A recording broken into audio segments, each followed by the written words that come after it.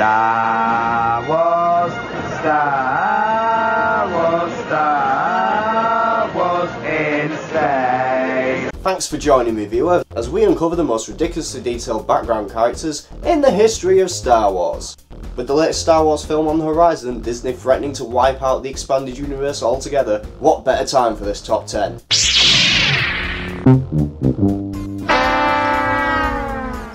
Number 10, IG-88. IG-88 is the robot that stands next to Boba Fett on the bridge of the Super Star Destroyer. IG-88 was actually 4 different robots. IG-88A is the one we'll talk about today. He had a plan to lead a droid army and take over the galaxy by getting himself installed into the Death Star 2's main computer, take off the super laser and fly around the galaxy blowing up whatever the hell he wished. But the Battle of Endor, he was seconds away from doing exactly that. Because there wasn't enough drama in the finale of Return of the Jedi, it needed a robot trying to blow up all the humans in the galaxy.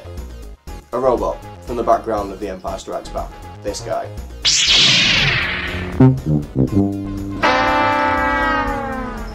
Number 9. Background Jedi on Naboo, alias Depa Billaba. Those of you who've watched The Phantom Menace, she's famous for standing in the background. She's not even in this wide shot. She's in the conference room for a bit, blink and you'll miss it. What you didn't know, because you didn't read thousands of words about it on a Wikipedia page, is she was Mace Windu's apprentice who he saved from pirates as a child. One of his most trusted apprentices, the youngest ever Jedi Master, one of only 3 Masters of the Forbidden Lightsaber form, Vapad.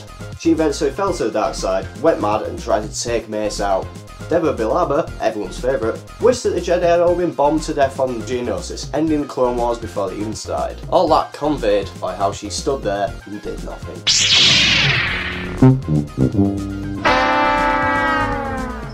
Lorth Nida. Lorth Nida actually had something to do in the original trilogy. He got force choked like a bitch. Was his force choking a bit excessive? Well, he did nearly get Vader, the Emperor, and Obi-Wan Kenobi killed over Coruscant. That was him that blew up Grievous' ship with them all on board. They also had other characters spread rumours that the guy lost the Millennium Falcon because he was a rebel sympathiser. God forbid the heroes actually managed to do anything for themselves.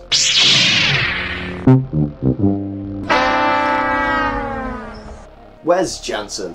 Wes Jansen is famous for being the guy who got told, "Good shot, Jensen!" He helped tie up an AT-AT in The Empire Strikes Back. Then he went on to keep fighting wars for decades and became a hero, and then he fucked a boffin. Now a boffin is a dog person. Here's a boffin, very dog-like. Here's one of their females.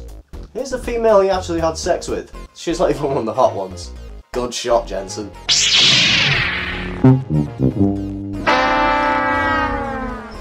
The Librarian. She gets really pissed when Obi-Wan says maybe the records are incomplete. She cast a new as a name. She once met Palpatine's master, Darth Plagueis, so that's important I guess. She even had her own dress code. And what a dress code it is.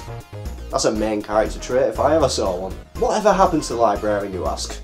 No you don't, no one cares. Well, she was killed by Lord Vader trying to stop him luring all the Jedi to the temple with the emergency beacon. You know that thing Yoda and Obi-Wan sort out later on?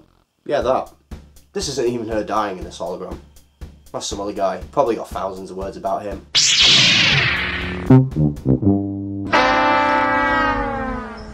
The Silver Protocol droid from A New Hope. Walking down the corridor. U-3PO is her name. Yes, it's a she. And yes, still 3PO at the end. I know. She was reprogrammed as a sleeper agent, leading the Empire to the Tantive 4, because God forbid the Empire managed to do anything competent by themselves.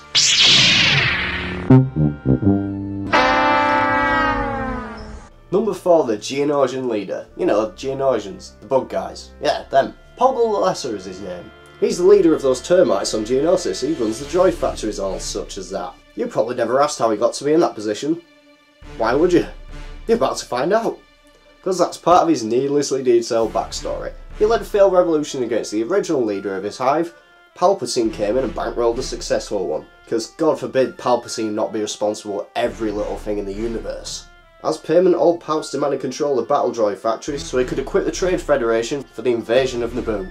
Palps was in fact so influential, Poggle would actually work closely with Green Asian Frogman, Newt Gunray, despite their intense hatred, which you can see nicely in the few clips Poggle actually appears in the films. It's nice that they made sure even the guys with just a few lines are really there just to fill out the Confederacy, they're still being manipulated really heavily by Palpatine. Palpatine's really clever, guys.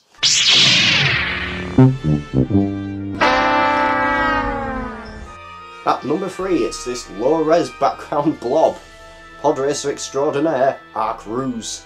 There's a picture of R-Cruz. Not seen that before? From a specific edition of the Phantom Menace DVD onwards, this guy was added in. All the other footage from the Phantom Menace just raises questions of maybe he's this blob, maybe he's this one. Sure, they've all got names. R-Cruz was hired by the Hutts to sabotage Anakin's pod, but got the wrong one and messed up the quad racer guy. You know, the guy with the 4 engines who's just a hopeless sack of crap. That could not have just been a comic relief detail in the background. No, that had to have a conspiracy plot behind it. He's got a backstory, his homeworld's got a backstory, his entire race has a backstory. He was only allowed to leave his homeworld because they thought he might be good press for the planet. Because it was a little backwater rock where the entire race was sold into slavery to mining corporations. For basically no gain either. Maybe it's a Native American allegory. Maybe that's super racist. So yeah, he did this to this guy's pod racer because God forbid that happened by itself.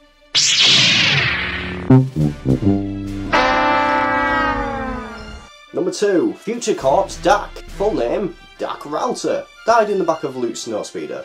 Thought he could take on the whole Empire by himself. Dak was born in a prison work camp. His parents were idealists who got locked up by the Empire.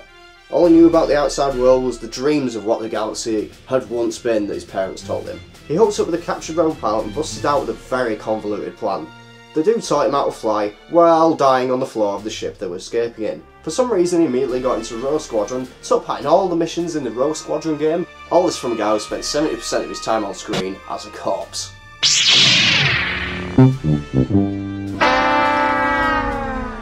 Number 1, the background character in the Star Wars series with the most ridiculously detailed backstory, Nova Still. You remember Nova Still? It's Nova Still. Mr. Still, Nova Still. Also known as Death Star Trooper in Conference Room. There are 2 of them. No one really knows which one is Nova Still.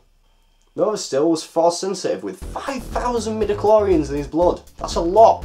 Maybe. He practiced the anti-Jedi martial art Terra's Cassie, which you might remember from that awful PlayStation 1 game. He taught this to the prisoners for some reason. Because of course you'll teach the prisoners to kick Darth Vader's ass. Much the same as Obi-Wan, he heard millions of voices cry out in terror and suddenly be silenced. That's when he became a good guy. Chasing Han Solo and Chewbacca down this corridor, the Force told him to let them escape because God forbid the heroes actually managed to outrun some stormtroopers. I know you can't see any Death Star troopers in this, but trust me, he's apparently there. And he's the guy who closes the blast doors and locks them so the stormtroopers can't get through, because God forbid that just happened. Then during the Battle of Yavin, he did something else heroic, loading defectors and prisoners onto a shuttle to escape the Death Star and fighting off stormtroopers. God bless you, Nova Still, whichever one of these guys in black you are. So that was our top 10. I hope you picked up some tips on scouring the Force Awakens trailers for the slightest clue on who may be the new saviour of the galaxy. Could it be this stormtrooper who's swaying side to side for some reason? Could it be this blob in the background? This TIE fighter disappears. What's up with that? Get speculating and get subscribing. R2-D2 and C-3PO, Han Solo and Luke Skywalker, Princess Leia and Obi-Wan Kenobi, and Darth Vader who is back.